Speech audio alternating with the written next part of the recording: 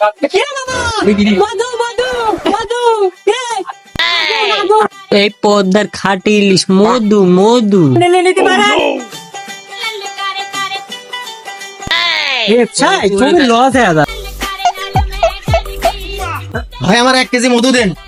মধু নেবেন? আরে ভাই আপনারই তো খুঁজতেছি, একের মাল মধু মধু পদ্মার খাটি ইলিশ একেবারে রসমালাই। ভাই কাচিয়ে দেখান লাগবে নাকি? হ্যাঁ ভাই, লাল হলে নেবো, না হলে নেবো না। কোথায় টুক করলে কি তুই, কোথায় টুক করলে কি? 50 বছর ধরে তরমুজের ব্যবসা করতেছি, আমার তো শিয়াসের কোনটা লাল কোনটা কালা। আরে মধু মধু লাল মানে একেবারে খাঁটি লাল।